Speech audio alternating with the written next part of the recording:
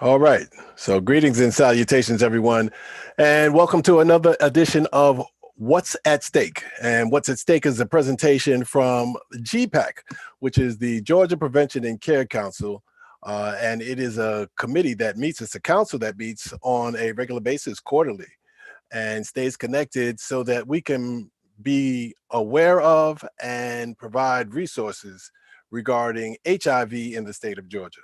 My name is Reggie Smith, and I'm glad to be here with you. I am the co-chair of the Stakeholder Engagement Committee, and it is our chore, it is our pleasure and our honor to bring you information regarding all of the resources and that are available to people living with and affected by or at risk for contracting HIV. And so there are plenty of resources. We get together on a quarterly basis, and it's become very evident to us that that information is not reaching everyone. So here we are, bringing that information to you today. And we are most really honored to have as part of the committee and part of everything that we do on GPAC is Dr. Asante Hiltz. Dr. Hiltz will be joining us today and helping us to facilitate to making sure that you get the information that you need. We want to thank all of the rest of the committee that have shown up to participate as well. And most importantly, we want to thank Dr. Harvinder Makar, who is the director of HAPWA here in the state of Georgia, and so much more. How are you, Dr. Makar?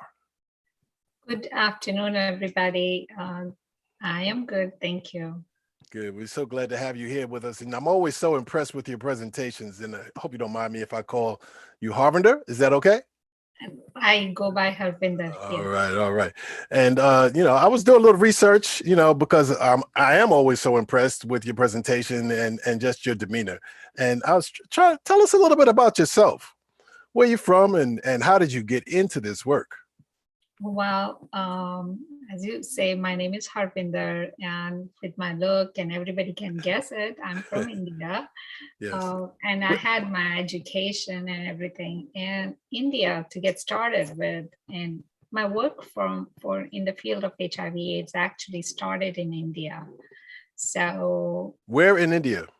New Delhi, the New Delhi. capital city, New Delhi. Sure. So I had started working in the field of HIV around 1994. Okay. That was when in the community awareness generation, counseling services, a lot of community work that we were going in and doing in educating and creating awareness. So it was all voluntary, but I was very actively involved in there. And then in 2000, I moved here in Atlanta and joined a nonprofit organization that time it was Travelers Aid, and now it's known as Hope Atlanta. Okay. And so I joined as a first HIV/AIDS program coordinator. And then we developed that program with the HAPWA funding, became the director of HAPWA program. And I was with the agency for 16 years and had built up that program. It gave a good, solid foundation. And I sense a level of humility. You said that you were there when the organization was founded. No, the organization is over 100 years old. Oh, okay. But I was the first HIV program coordinator. Okay. So at that time was as a coordinator to coordinate the HIV program. So if you all know that Hope Atlanta is a homeless service provider agency, so they had some funding that they were using to assist persons living with HIV/AIDS at that time. And they have been doing that for some time, that one, but they hired as a first coordinator, I joined in, and then we started developing the HIV/AIDS program with the agency, and we got HAPWA funds, and then we start building up. And considering that we were working with homeless population, so that was right there, and then we developed the program. It was a full continuum of services program. Then we started And at the end, when I left, we had everything from emergency housing to permanent housing. Wow. So we could do it all through within our own agency, getting help for people who are homeless up to permanent housing within the agency. So it was a full continuum, very good. It was a very, I would say, um, satisfying Yes, experience. I can imagine so. And we're extremely, happy and honored that you have done all the work that you've done. You talk about the effect that it has had on the state of Georgia and beyond is immeasurable. I imagine if we juxtapose what the starting budget was when you began and what it is now, then we could probably see the amount of growth. What was the starting budget and what is it? What is it now? You're talking about the HAPO budget, or you're talking about which budget you're talking about? Both. Okay. So like when I started with the agency at that time, we were receiving some funding through United Way. So we had maybe the agency had just enough monies to hire me and provide some little emergency services, and we used to do the transportation assistance, Greyhound bus tickets to help people who were diagnosed with AIDS and they were sick and they wanted to go back to be with their families, and we were doing the bus tickets for them, and also some emergency lodging as and when needed with that small money we had. But then Okay. with HAPA funds, then we received within a year, then we started emergency housing, and then transitional housing programs. And then slowly we had like increased funding to get that. So yeah, so the we started with, maybe you can say $50,000 and then grow like that to about 5 million, kind of like that Wow. per year. So it was yeah, and it is all because I would say it is like because of the all the advocacy work of so many people in the community that has been done going on, and that advocacy work has resulting in a lot of focus on the HAPO program and the needs of persons living with HIV, and that had helped Congress to make that decisions to allocate enough funding in this program, and that funds came through in the communities. So I would give the credit to all the advocacy around that. I'm sure you would. I'm sure you would. But we thank you, and I know that it's a collaboration. It's an important. I'm glad that you made the connection. That the work that's done in the community, working hand in hand with people that are dedicated like yourself. What drives your dedication? I'll ask you as a last personal question. Well, I would say there are a lot of factors because my background is social work profession. So I have my MSW and PhD in social work. So, and I think there's getting into the social work profession has the role of my parents, because how they have been very humble and helping people. That humility and things has like inculcated me to drive towards this profession. And it's also, I would say, my religion. Okay. I'm a Sikh, and our values are to do your work, use your hands and work yourself, and earn your living, and then share with others. So everything you need to share, and of course you give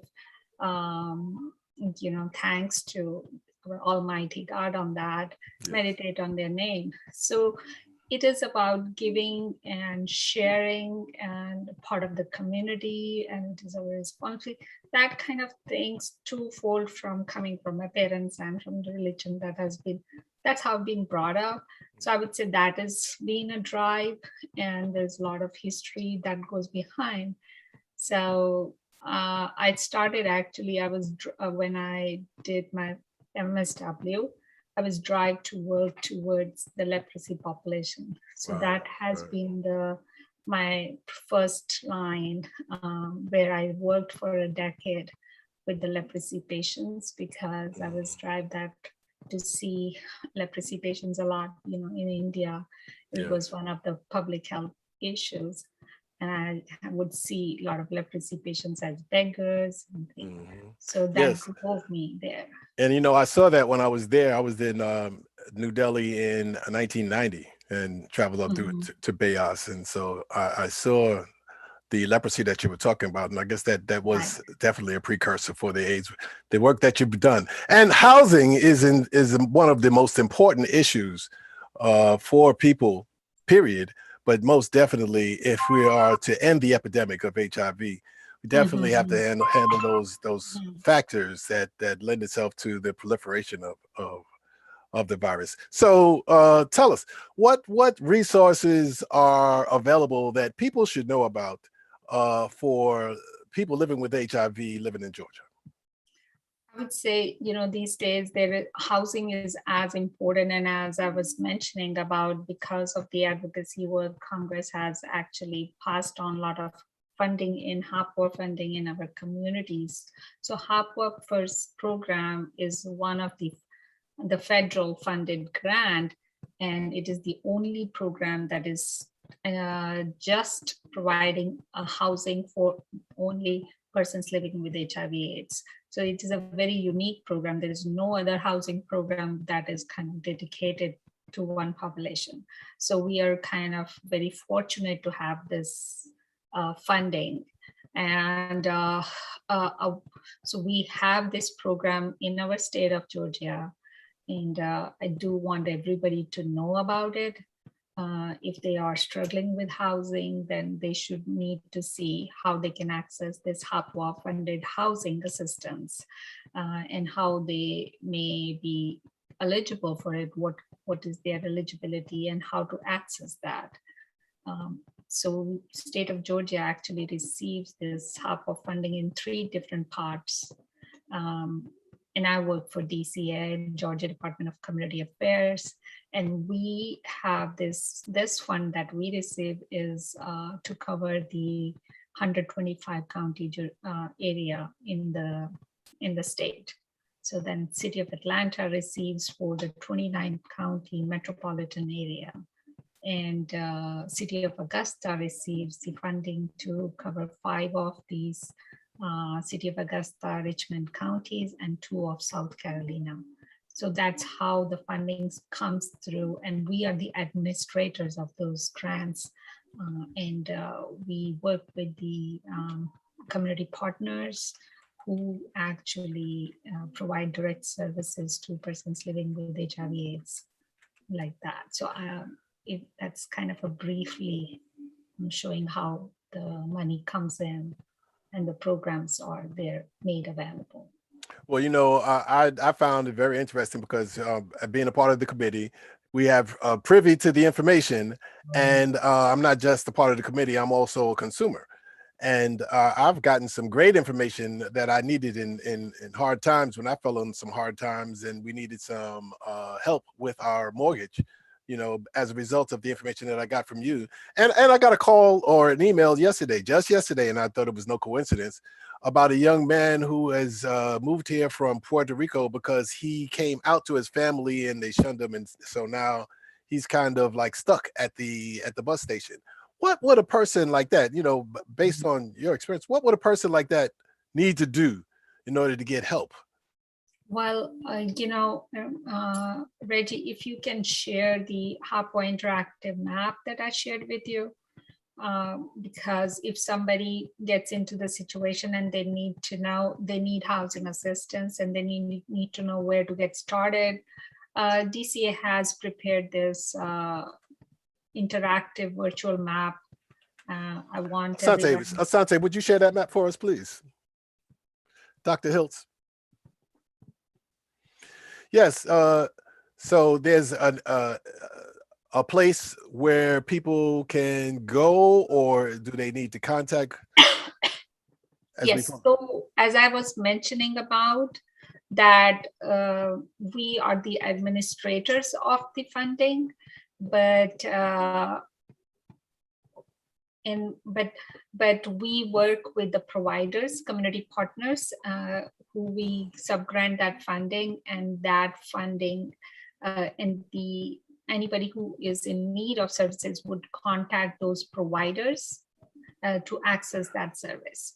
So Reggie, I gave you the link in my chat for the first link that has the interactive map, if you can share that. I most certainly can. Okay, Reggie, you're gonna share. I am. Yeah. Of course I will. Of course I will. All right, let's do it like that. And while you were talking, Reggie, about mortgage assistance, and HAPA program is the only program that can provide mortgage assistance. No HUD, HAPA is part of the HUD funding, Housing and Urban Development. And this is the only HUD program that can provide mortgage assistance. Okay. Yeah, so no other HUD program like that provides the covered mortgage. So is this the map you were speaking of? Yes, if you can just show the entire map where at the point where can we see the entire Georgia. So so if you can just like as you were giving that scenario, Reggie, that you had received an email, the person, if they have access to this interactive map, or whosoever is helping them and they have the access to this interactive map, they can actually type in the, if you see on the top left, there is a box there. It says find address or place and search thing. So you can either write down this name of the city, or you can write down county, or you can write down zip code and just press that. Like that. And then it will take you where you are. And then you click that point there. Zoom to or no, it takes you where that's actually taking you. Yeah, click, see if you can see, click that. Because it should be, no, hold on. You should be able to just click that area. I should. And if I were on, oh, there you go. Yes, now you see it. So it comes up there. It actually shows you some demographics about that information we got from DTH about the prevalence rate in the area, and then which agency to contact. So they would contact Hope Atlanta Central Intake Process for HAPWA.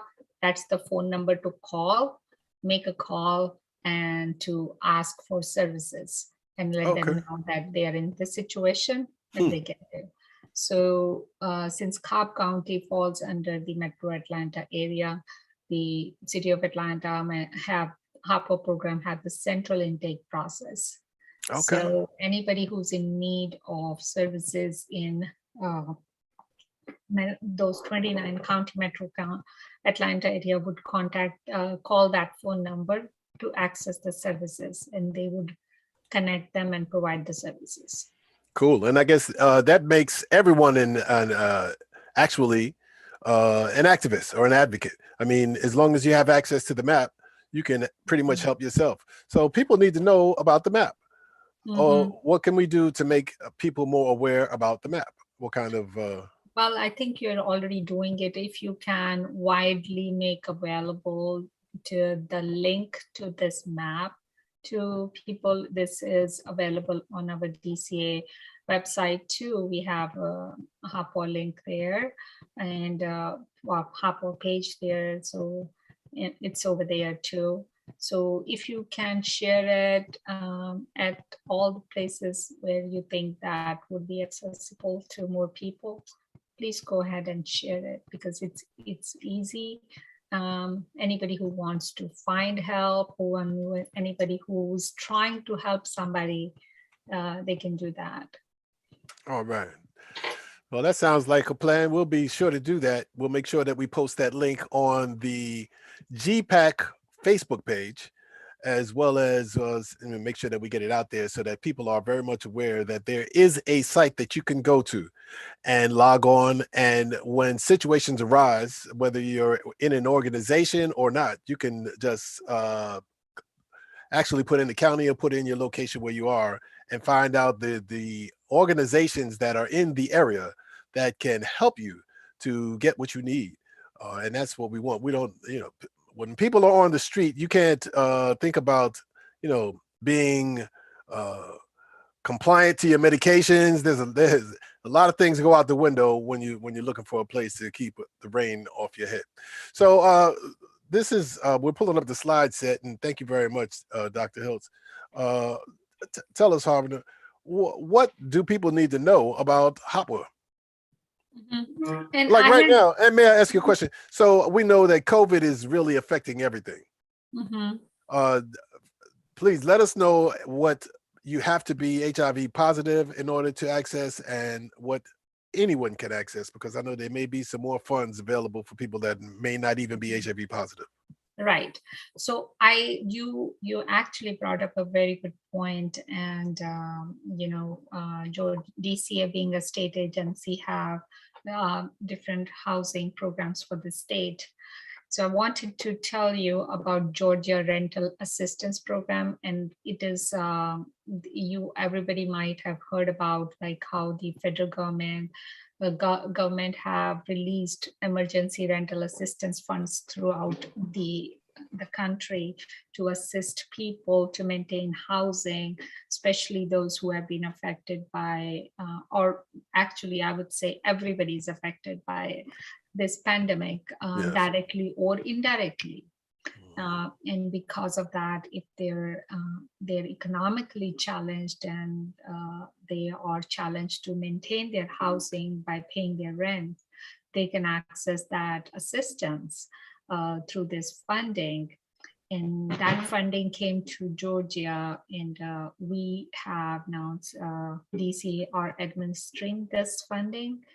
And anybody who is in need of assistance with the rent and utilities that they are behind, they can access the service, and it is available online.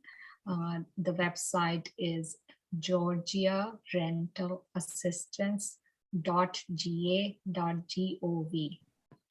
And Asanti, you have my presentation on this screen right now. If you scroll down the slides, I do have the presentation on the Georgia Rental Assistance Program. Just go next, few more slides. That was georgiarentalassistance.ga.gov? Yes. Gotcha. So this is the State of Georgia Rental Assistance Program. If you go into this, continue going down. And it will, and these are some details on the criteria for accessing the services. Anybody with the household income at or below 80% of area median income can access this assistance. What is that number, 80% below? What is that number about? It is a pretty high income limit, I would say.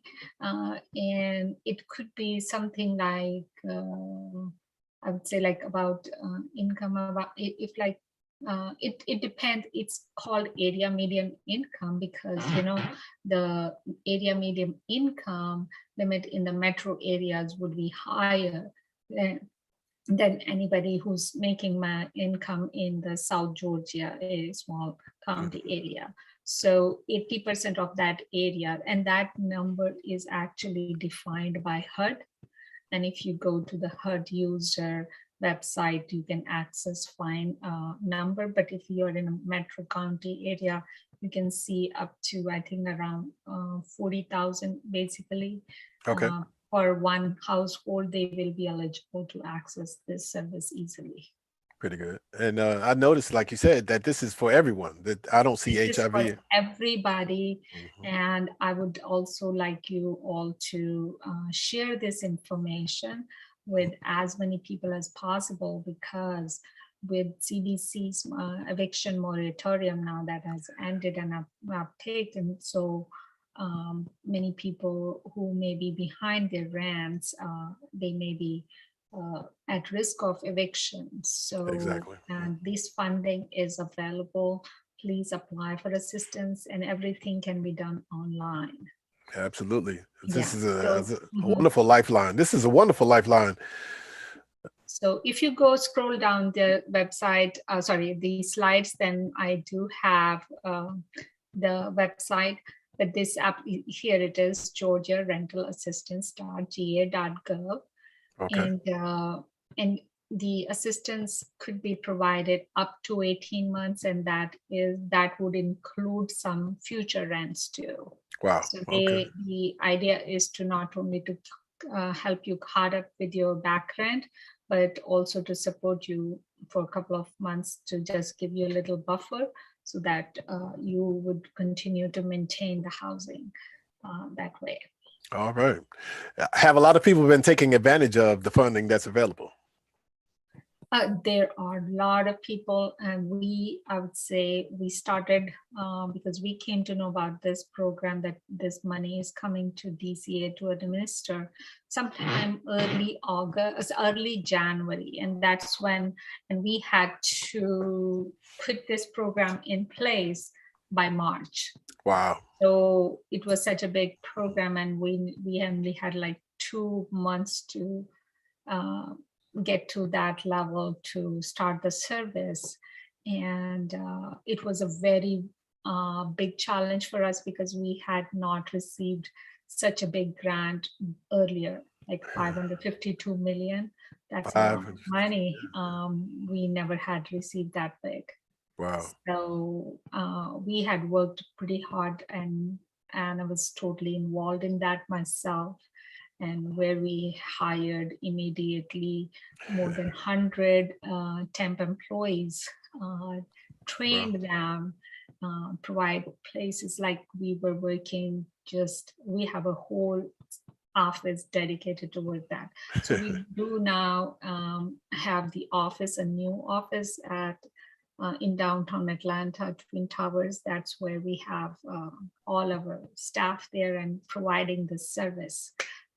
And we have this online portal started where people can apply, put in all the required documents. And just to mention to you that when they apply for assistance, it is a kind of a dual application, you can say. What do you mean? The tenant would apply, and the landlord would also enter. Wow. So then that is a kind of a dual part, because if tenant is not paying the rent, landlords are suffering too. Yes, absolutely. They are not getting their income that is they need for that property.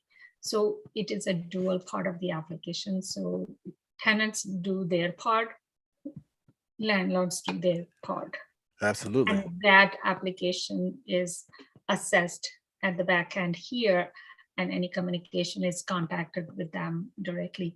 And just to let you know, we being the government, and we need to make sure that this funding is appropriately dispersed. So we have to do a lot of checkings. So we do to verify information. So Sure. that is why we are required to ask and get those documentation as is required. But so that can be time consuming. But we are trying really hard to make sure we are assessing and processing all this assistance. Sure. Definitely we want to have that accountability. So does it make for an arduous process? Does it take a long time to go through? And is there an end date on the funding? Will the funding go away? Yes, that's a good point. We have actually, the initial date was that we were supposed to make a certain percentage and spend that much money by end of September. But then with the new American Rescue Plan, we have received more money in that. Wow. And that money is good now for 2025. Very good, very good, very so good. we have plenty of time, so people can continue to apply for assistance. Good. So people need to know then that you don't have to get evicted, and your landlord doesn't have to be, at risk for all of the things that come with not getting the money that they need.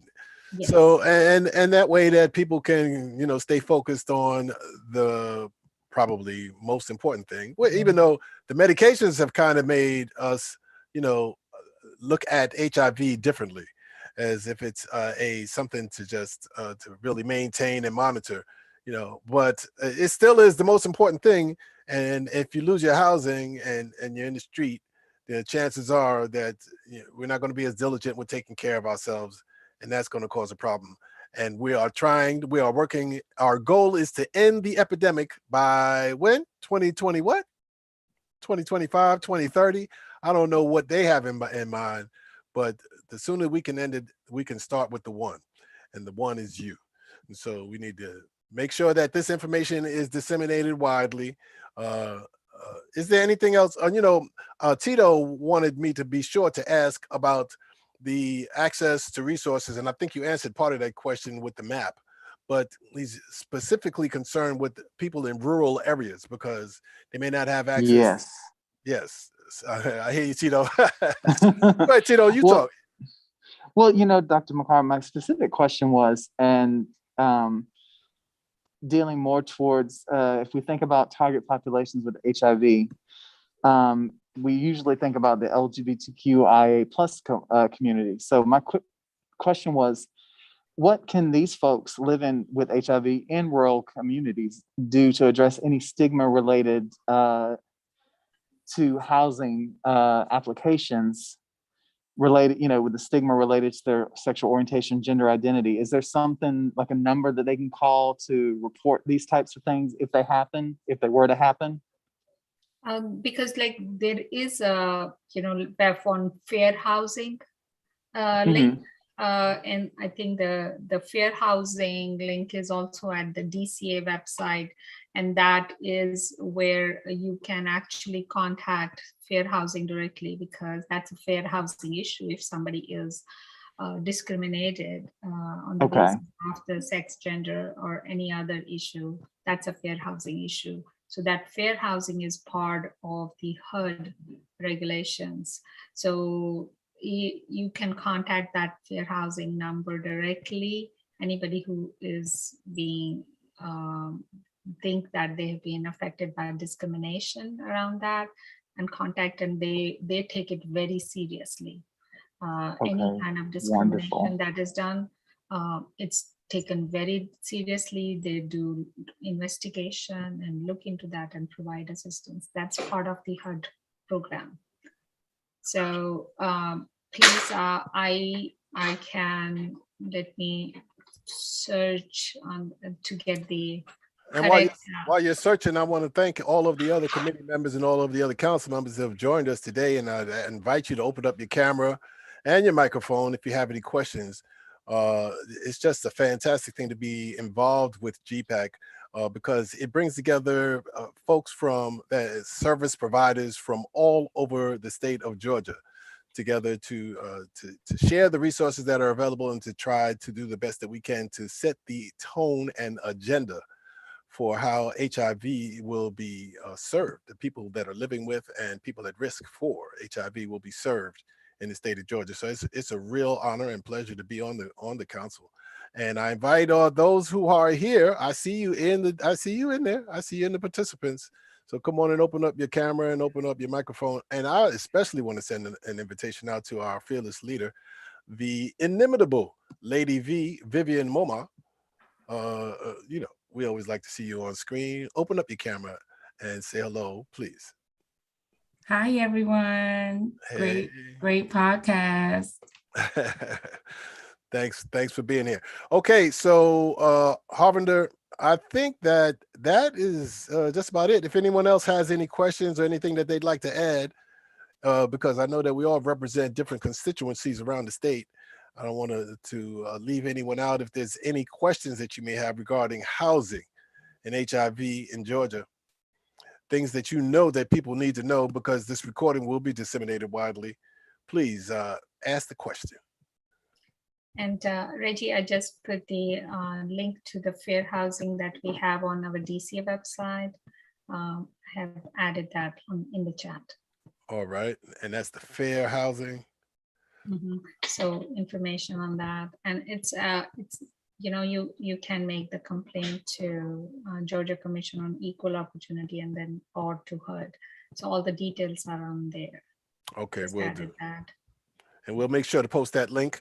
And if you'd like to see this again, you can go to the GPAC Facebook page. And that's, of course, because GPACC on Facebook. Just Google that, the Georgia Prevention and Care Council. And this video will be available for you there, as well as the links to the information, the wonderful information that Harvard has brought to us today. And Harvinder, can you just for the purposes of those watching, remind everybody what the acronyms for DCA and the HAPWA, what the acronyms mean, because some people may not be familiar. Thank you so much, Asante. DCA means Georgia Department of Community Affairs, and HAPWA means Housing Opportunities for Persons Living with HIV/AIDS. So I also want to add one more thing is that with our DCA also have the Housing Choice Voucher Program. And we have a preferential voucher now for HAPWA eligible participants. So we have initiated that program with our HAPWA sponsors that DCA funds to cover the 125 counties. And we are taking direct referrals from them and working with our Housing Choice Voucher Division and to give the housing choice vouchers to them, because then they would have the permanent housing. So just to let you know, that program is going on, process is going on very well. We have at present more than 100 vouchers that has already been issued to the HAPWA eligible participants. So you're saying provincial, meaning that it's a stopgap measure until a person can get more permanent? Say that again. Provincial. What do you mean by provincial vouchers? Preferential vouchers. Oh, so housing choice vouchers are Section 8 housing. Okay. So those are Section 8 housing vouchers. So for Section 8, it's like a waiting list open, and you're on a waiting list for 100 years. Yes. I'm just saying extended time of time. But what we did is that we have preferential voucher, that is just preference given to HAPWA eligible participants. Okay. So we have linked that program with our HAPWA program. So what we do is that our HAPWA sponsors who provide direct housing services to the participants, and those participants are in the HAPWA housing program for long, they can refer them to us, and they complete the application. And we directly send that application over to the HCV division of our DCA, and they screen through the application, and if they find it eligible and everything complete, they give the voucher, the Section 8 voucher, to the participant. So far at this date, more than 100 vouchers have been issued. Wow. Okay. So, and that process is still going on. I've been receiving a lot of referrals, and we have a dedicated HAPWA sponsor who is helping the participants to complete the application, because the application and the supporting documents to make it full package, that we can give the full package to HCV division, and they can straight away issue the voucher to them. You see, that's why we love you. Because you're an angel. You're doing angel work, and the people that are that have the boots on the ground all over the state know how important housing is to people living with AIDS, to everyone. And now you're not only serving people living with AIDS, but you're serving everyone as a result of the advocacy of the people in the organizations and the work that you are doing to organize and make sure that the funding goes where it needs to go, so that people are getting better. And so thank you so much for all that you do. The HIV epidemic as well as the COVID pandemic has been quite an emotional weight on all of us. It's really caused a lot of suffering and pain, but out of it has come some wonderful things. The Phoenix has risen specifically with the HOPWA program. And so we're grateful for all that you are doing now and have done to get it to the point where it's at, so that it's serving so many people in the state. And thank you for taking your time out today to come and share this information. We're recording this. We'll put it out there so that people will know more about it. And hopefully we'll inundate your office with requests for not only preferential treatment, but just people needing and getting what they need in order to not be on the streets and to heal with HIV. So thank you so much for being with us. We're here today with Dr. Harvinder Makar and the rest of the GPAC Council. We are the Stakeholder Engagement Committee, and this podcast is called What's at Stake. And this time we were talking about housing and HIV. This is our second podcast, and we'll be back with a third podcast. Dr. Asante, what was the date that we said we were going to do the next podcast? Our last podcast was on mental health, and the next one we have to do a part 2, because with all that's going on, there's so much going on with our mental health. And so we have access to some more information and resources. I believe that you can check the Facebook page, and we'll make sure that the next, I want to say it's November. Asante, can you help me? I knew you were going to ask me to help you. Help me. I do believe we said late November, if I remember correctly. Late November, I think we said. After Thanksgiving, but before Christmas. Right. Actually, we said December 2nd. December 2nd, after Thanksgiving and before Christmas, when people are going through so many challenges with family, and everything else that's going on. We're going to be back here with What's at Stake, and we'll be talking about mental health. And we've got some more resources, and we'll be sure to let everyone know. So once again, thank you for joining us. It's What's at Stake. My name is Reggie Smith. Thank you, Asante, for all of your help, Dr. Hiltz. And thank you, Tito, for all that you've done to help make this possible. Thank you very much, Vivian, for leading us in all that we do. And thank you for all who have joined us today. If you have more questions about anything that you heard today, what is the website that they should go to, Harvinder? Oh, let me get your microphone. Let me turn your mic on.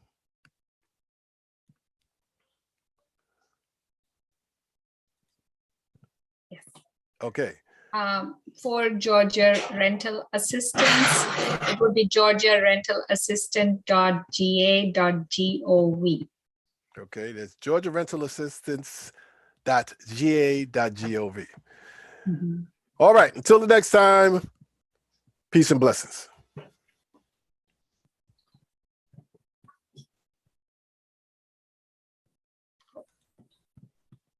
Okay.